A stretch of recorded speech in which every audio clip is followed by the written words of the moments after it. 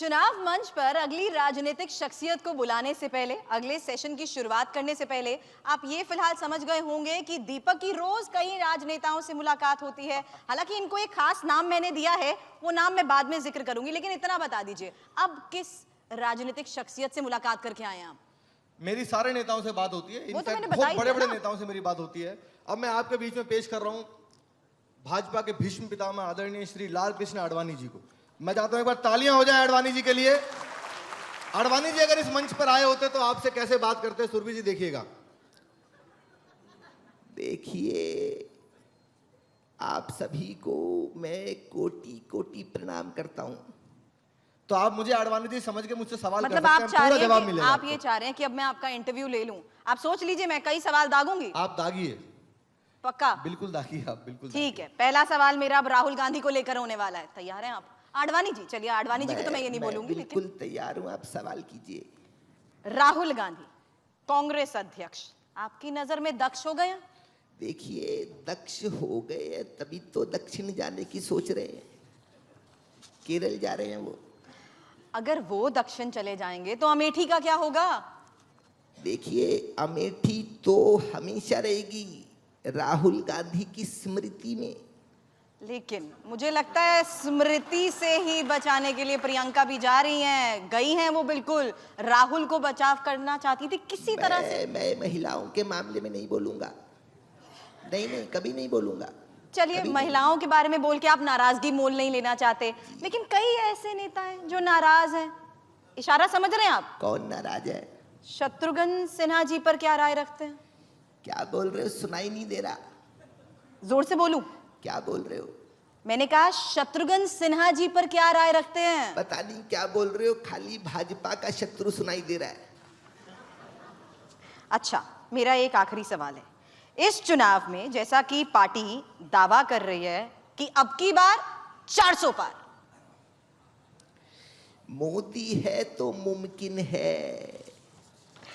चलिए, कैसे मुमकिन है इस बारे में भी आगे बात करेंगे, लेकिन उससे पहले चुनाव मंच पर अपने अगले सेशन की हम शुरुआत कर लेते हैं। मेरे सहयोगी सौरभ को मैं आमंत्रित करती हूं और यहां अगला सेशन होगा सौरभ के साथ, जिसमें एचआरडी मिनिस्टर प्रकाश जावड़ेकर होंगे और अहम सवाल यही, मोदी तेरे देश में, दुश्मन सियासी वेश में।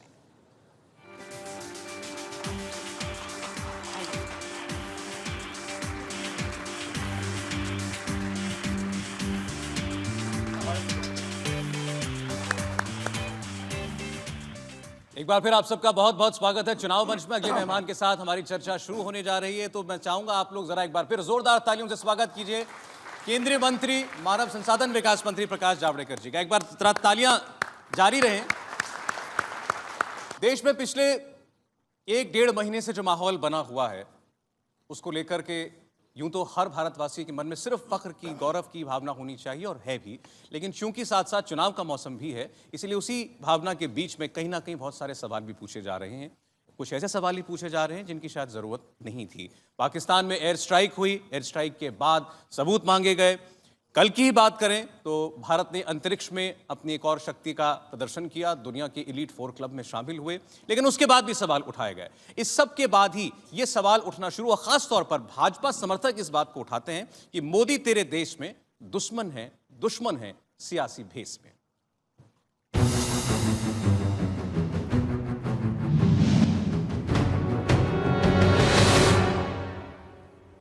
प्रकाश जी, कल परसों पीछे 2 हफ्ते पहले की बात छोड़ के आज की बात करते हैं। प्रधानमंत्री नरेंद्र मोदी ने अपनी रैली में ये कहा है कि देश ये तय करे इन्हें सबूत चाहिए या सपूत चाहिए, इन्हें हिंदुस्तान के हीरो चाहिए या पाकिस्तान के हीरो चाहिए। ये कहने की नौबत आ गई, प्रधानमंत्री को चुनाव में बोलना पड़ा। बिल्कुल सही है, क्योंकि कल भारत ने क्या हासिल किया समझने जैसा है। हम धरती पर पाकिस्तान से 4 बार लड़ाई हुई और भारी साबित हुए। हम नौसेना में बहुत भारी है, और हम हवाई दल, हमारी वायुसेना कैसी है इसका अभी पिछले महीने दर्शन हुआ है। अब अंतरिक्ष बचा था, उसमें भी भारत ने अपनी पताका लहराई है। ये कल के इसका मायना है पराक्रम का, कि अंतरिक्ष में भी कोई भी सैटेलाइट हम गिरा सकते हैं तो दूसरी भी चीज गिरा सकते हैं। और इसलिए ये एक देश के गौरव का विषय था। इसमें कोई बीजेपी नहीं था, इसमें कोई वोट दो ये मुद्दा नहीं था। ये तो अपने वैज्ञानिकों ने सिद्ध किया। लेकिन 2010 में ही सारस्वत जी ने उस समय के प्रधानमंत्री मनमोहन जी को ये कहा था कि परमिशन दे दो, नहीं मिली। अगर उस समय परमिशन देते तो 2012-13 में ही ये साबित हो जाता और हमारी क्षमता स्थापित हो जाती। लेकिन अब मोदी जी ने दिया। अब ऐसा ही हुआ 2008 में। 2008 में जब मुंबई पर 10 दहशतगर्दों ने हमला किया, कसाब और बाकी लोगों ने जो हमला किया और सैकड़ों लोगों की हत्या की, ऐसा आतंकवादी हमला था कि पूरा देश स्तब्ध हो गया, पूरी दुनिया स्तब्ध हो गई। और ऐसे हमले के बाद सेना ने उस समय कांग्रेस के प्रधानमंत्री जी से पूछा कि हमें जाकर हम आतंकवादियों के अड्डे ध्वस्त करेंगे पाकिस्तान में, परमिशन दीजिए। लेकिन उनको परमिशन नहीं दिया। अब की बार पुलवामा के बाद जब इन्होंने कहा कि उनका आतंकी शिविर भारत के खिलाफ के लिए चल रहा है तो उसको ध्वस्त करेंगे क्या, मोदी जी ने तुरंत कहा जाओ, जो करना है करो और आओ वापस। और ये जो है ये नेतृत्व में फर्क है और इसलिए नाज होना चाहिए। यहां कैसे पार्टी, यहां ये सोच कि भाई ये पॉलिटिकल फायदे के लिए है। पॉलिटिकल फायदा क्या है, ये तो देश की सुरक्षा का मुद्दा है और हमारे लिए सुरक्षा सर्वोपरि है।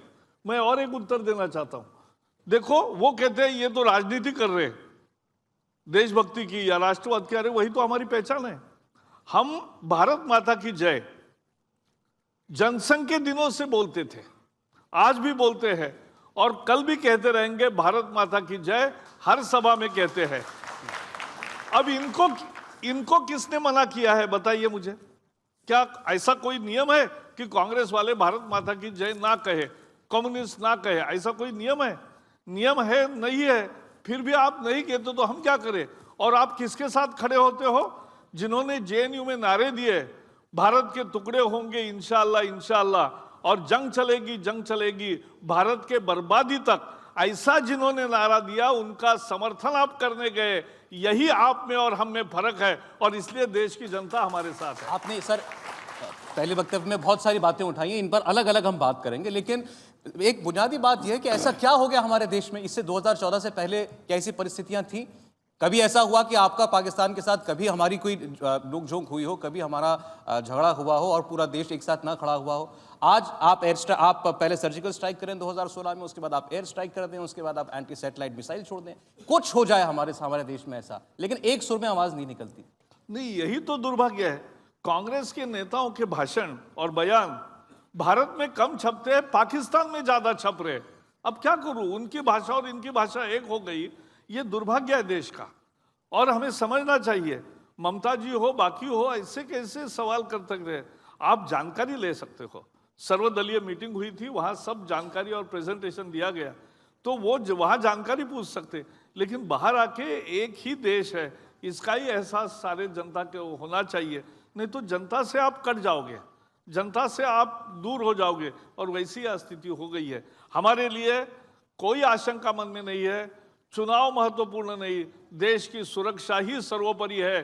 देश प्रथम, पार्टी बाद में और स्वयं लास्ट, यही भारतीय जनता पार्टी की भूमिका है। आपने खुद कहा था कि आप पर इल्जाम लगाते हैं कि राष्ट्रीय सुरक्षा के मुद्दे का आप पॉलिटिसाइजेशन करते हैं। फिर कल की घटना ले लीजिए, आपने जिन सारस्वत साहब का जिक्र किया, उन्होंने ठीक है, उन्होंने कहा कि पिछली सरकार ने अनुमति नहीं दी थी, आपकी सरकार ने आकर के इस प्रोजेक्ट को अनुमति दी है। लेकिन ये तो पॉलिटिकल डिसीजन है कि आपको किस दिन उस मिसाइल को टेस्ट करना है। आपने मिसाइल को टेस्ट किया है वोटिंग से 15 दिन पहले और उसके बाद प्रधानमंत्री आके राष्ट्र के नाम संदेश देते हैं। ये राजनीतिकरण नहीं है? नहीं, ये बिल्कुल नहीं है, क्योंकि ये डेट प्रक्षेपण कैसे बालासोर से होगा उसका बड़ा साइंस होता है। इसरो वाले तय करते हैं कि कैसे कब छोड़ सकते हैं। तो ये कोई चुनाव को देखकर नहीं करते हैं, ये हवा के अंदाज को देखकर ही किया जाता है। ये साइंस है और ये हर बार होता है। अब हर बार संसद में उसकी न्यूज दी जाती है और सभी मेजे थपथपा कर हम बधाई देते हैं। लेकिन मेरा तो कल मुझे ये एहसास हुआ कि आज तक जब हमने बहुत अच्छी उपलब्धि हासिल की, तब के जो प्रधानमंत्री थे उन्होंने क्यों नहीं कहा? अटल जी ने कहा था पोखरण के बाद कि आज सुबह हमने करके दिखाया है। अरे यही तो फर्क है, जो देश ने अच्छा किया उसको अच्छा कहना, उनको बधाई देना और वो प्रधानमंत्री द्वारा देश को समझना, ये तो सबसे बड़ी बात है और अच्छी बात है। लेकिन राहुल गांधी ने तो उसको कहा थिएटर डे की बधाई प्रधानमंत्री को। मोदी जी ने इसको भी कहा कि मैंने एसैट का, उन्होंने थिएटर समझ लिया। हाँ, वो सैटेलाइट का बोल रहे थे, वो सेट का समझ गए, इतना ही प्रॉब्लम हुआ उनका। अभी आप कह रहे थे ना कि पूर्व के प्रधानमंत्री क्यों नहीं आकर के बड़ी उपलब्धियों का ऐलान करते थे। यही तो बात है कि मोदी जी हर चीज का ऐलान खुद ही क्यों करते हैं। डीआरडीओ के साइंटिस्ट को बैठाते बताते हो। उनको तो उनके साथ उन्होंने अलग से चर्चा की, उनको पूरी बधाई दी, वो भी टीवी पर आया। लेकिन देश का नायक ऐसा हो कि जो देश ने जो हासिल किया है, हमारे वैज्ञानिक हो, हमारे खिलाड़ी हो, हमारे किसी भी हो, और देश ने जो कामयाबी हासिल की है उसकी जानकारी प्रधानमंत्री ने, इसमें कोई आशंका लगाए या उस पर कोई ऑब्जेक्शन करे, ये कभी सोच भी नहीं सकते। हम नहीं कह रहे सर, ये कांग्रेस पार्टी के नेताओं तो ने कहा कि वो गलत प्रधानमंत्री के ऊपर तो 6 कैमरे थे और 16 साइंटिस्ट के ऊपर एक टीवी छोटा सा लगा रहा था। नहीं, ये सच नहीं है। तो ये क्या है, इसी के लिए कांग्रेस आज जनता से कट गई। क्यों लोगों के मन से उतर गई? 400 सदस्य थे 84 में और हमारे 2 थे। हम 2 से 282 हो गए और कांग्रेस 400 से 40 क्यों हो गई? उनको आत्मावलोकन करना चाहिए, तभी कुछ समझ पाएंगे। लेकिन मुझे लगता है वो कुछ नहीं समझ रहे हैं, वो उसी दिशा में और नीचे जा रहे हैं, जनता से कट रहे हैं। उस लिस्ट की बात करते हैं जिन्होंने आपसे सवाल पूछे हैं, और उसमें सबसे ताज़ा उदाहरण है कांग्रेस पार्टी के थिंक टैंक कह लीजिए, उनको आइडियोलॉग कह लीजिए, सैम पित्रोदा का, कुछ लोग उनको राहुल गांधी का गुरु भी कहते हैं। और उन्होंने ये कहा कि भाई दुनिया कह रही है कि आपने बालाकोट में जो दावा किया वैसा कुछ नहीं हुआ, मैं एक भारतीय नागरिक हूं, इस नाते मेरी साख गिरती है तो सरकार मुझे जवाब दे। बताइए क्या किया दुनिया। पहले तो बालाकोट में हमला हुआ, ये किसने बताया? भारत ने या पाकिस्तान ने? तो पाकिस्तान ने बताया पहला ट्वीट करके कि भाई हमारे एक ठिकाने पर भारत के 12 विमान आए और उन्होंने बम फेंके और हमला करके वो गए।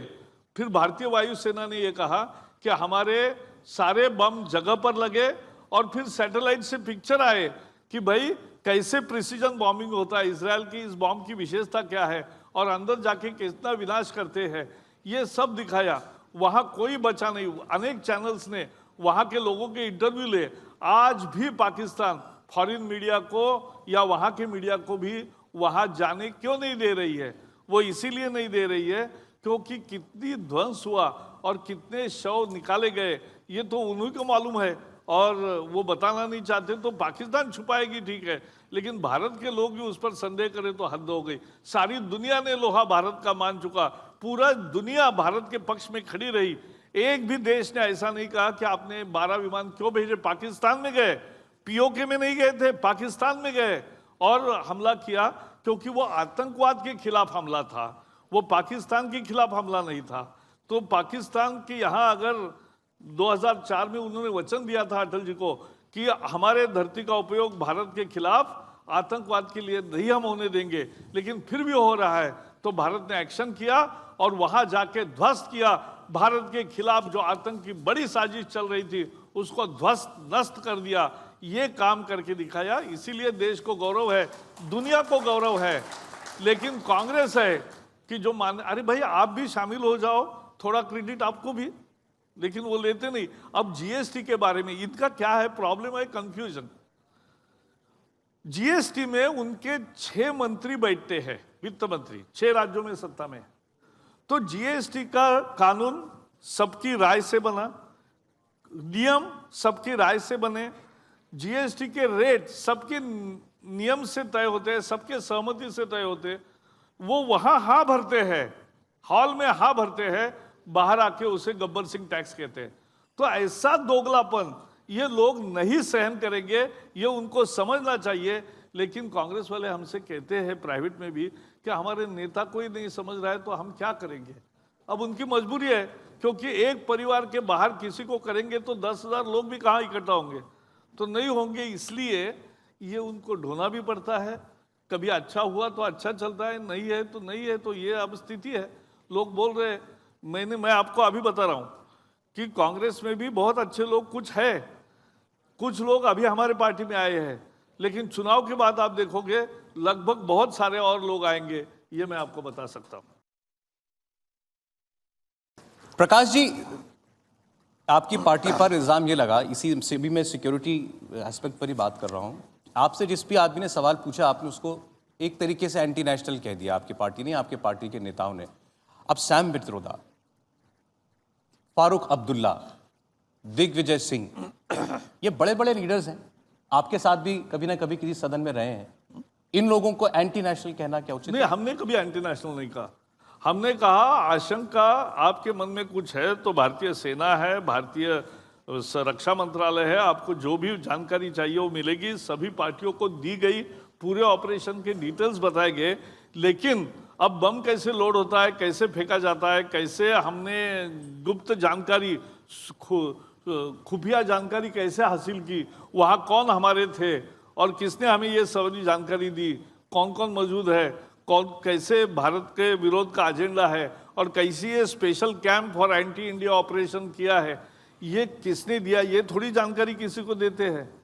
अरे देश पर, सेना पर तो भरोसा करो, वायुसेना पर तो भरोसा करो। उन्होंने अगर कहा कि हमारे बम निशाने पर लगे और हमने लक्ष्य हासिल किया है, जो हमारा उद्देश्य था वो हमने हासिल किया है, तो इस पर भी जो विश्वास नहीं रखते लोग कुछ कहते हैं। हमने किसी को कोई सर्टिफिकेट उल्टा या सीधा नहीं दिया, हमने ये कहा कि जनता से कटो मत, देश के मूड के साथ आप चलो, आपका भी श्रेय है क्योंकि देश के सभी लोगों का ये श्रेय है। अच्छा, उनका भी ये कहना है, और आपको ऐसा नहीं लगता कि अगर एक बार प्रधानमंत्री सारे विपक्षी दलों के नेताओं को बुलाते और बताते, प्रधानमंत्री ने नहीं किया? नहीं, बैठा ऐसा है, उसकी एक तरीका होता है कि सभापति और बुलाते हैं और सरकार ने भी बुलाई बैठक, और सभी को प्रधानमंत्री की उपस्थिति में 2 बार बैठकें हुई और सभी को जानकारी दी गई थी और इसमें खुली चर्चा हुई, तो किसी के मन में आशंका रहने की जरूरत नहीं है। अच्छा सर, आपकी सरकार ने कई अभियान चलाए, मोदी जी ने स्वच्छता अभियान चलाया, मेक इन इंडिया अभियान चलाया, स्टैंड अप अभियान चलाया, आते आते चौकीदार अभियान क्यों चला दिया? लोगों ने चलाया। जब इन्होंने, क्या है, कांग्रेस की मानसिकता देखो, वो गरीब का अपमान करते हैं। मणिशंकर अय्यर ने पिछले चुनाव में कहा कि चाय वाला वो देश का प्रधानमंत्री बनेगा। अरे उसको ज्यादा से ज्यादा कांग्रेस के कार्यालय के बाहर एक चाय का स्टॉल खोलने की परमिशन हम देंगे, ये बोला था। गरीब के लिए कांग्रेस की ये सोच है। फिर उन्होंने बीच में पकोड़े वाले का, रोजगार की जब चर्चा हुई तो पकोड़े का विषय निकला, तो पकोड़े वाले का भी ऐसा उपहास किया, इस तरह से मजाक उड़ाई कि उसको वो सही नहीं मानते हैं। और अब चौकीदार, यानी चौकीदार हो, पकोड़े वाला हो, चाय वाला हो, जो भी गरीब है उसका अपमान करना, ये कांग्रेस का स्वभाव है। कौन है चौकीदार, कौन है चाय वाला, कौन है पकोड़े वाला? अपनी मेहनत से अपनी जीवन का यापन करता है और अपने मेहनत से, स्वाभिमान से जीता है। लेकिन कांग्रेस वाले को जीने के लिए मेहनत नहीं करनी पड़ती, उनको जीने के लिए मेहनत नहीं करनी पड़ती, बिना मेहनत का पैसा उनको मिलता है, इसलिए वो ऐसे मजाक उड़ाते हैं। और देश ने इसलिए विरोध किया और एक अभियान तैयार हुआ, मैं भी चौकीदार हूं, देश के प्रगति का मैं भी छोटा भागीदार हूं, मैं भी एक चौकीदार हूं।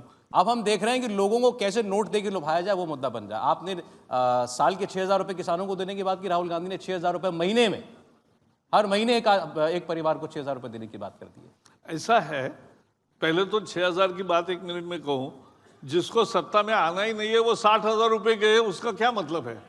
कोई मतलब थोड़ा ही है। हमने 3 करोड़ किसानों के, 12 करोड़ को देना है, लेकिन राज्यों से वेरीफाई होकर सूची आने में कांग्रेस वालों ने सहयोग नहीं दिया।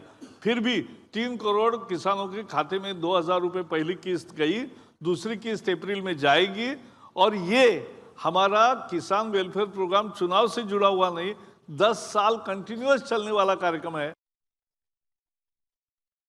सर, इन्हीं राहुल गांधी की अध्यक्षता में आप अभी 3 चुनाव हारे, राजस्थान, मध्य प्रदेश, छत्तीसगढ़ के। चले, आप उसकी वजह आप बता सकते हैं, उस पर बहुत विश्लेषण हो जाएगा, छोड़ देते हैं उस बात को। लेकिन वहां क्या किया था उन्होंने कहा था कि मेरी सरकार आएगी 10 दिन के अंदर कर्ज माफी कर दूंगा और MSP बढ़ा करके दूंगा। वो कहते हैं मैंने किया, लोगों ने अब किया या नहीं किया वो भी छोड़ दें, लोगों ने यकीन करके कम से कम वोट तो दे दिया। 1 मिनट, अब वो कह रहे हैं 6,000 रुपए महीना दूंगा। अभी तीनों राज्यों में ये बिल्कुल विश्वास नहीं करेंगे, क्योंकि कर्नाटक और पंजाब में भी आया।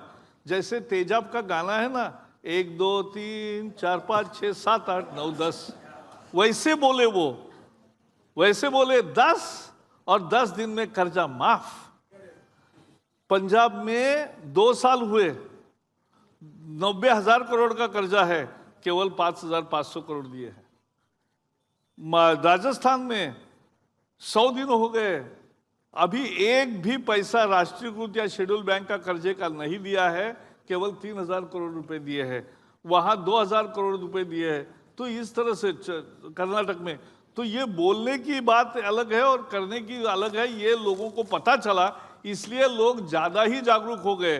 देखो, राष्ट्रीयकरण क्यों किया था बैंकों का? बैंकों का राष्ट्रीयकरण किया था, मैं भी राष्ट्रीयकृत बैंक में नौकरी करता था, तब ये नारा था कि गरीब के लिए अब बैंकों के दरवाजे खुल गए हैं। 45 साल हुए, लेकिन 35 करोड़ लोगों के अकाउंट नहीं खोले थे। 45 साल जो नहीं हुआ वो हमने 45 महीने में करके दिखाया और 35 करोड़ लोगों के खाते खोले। ये कमाई है, ये काम है, और इसलिए बैंकिंग उनके दरवाजे तक पहुंचाया। ये इस तरह से काम किए, इसलिए लोग मोदी जी में विश्वास करते हैं। और सबसे बड़ा मुद्दा है इस चुनाव का कि भाई पहली भारत की सरकार है कि 5 साल होने के बाद भी एक भी मंत्री पर या सरकार पर भ्रष्टाचार का आरोप नहीं लगा सके।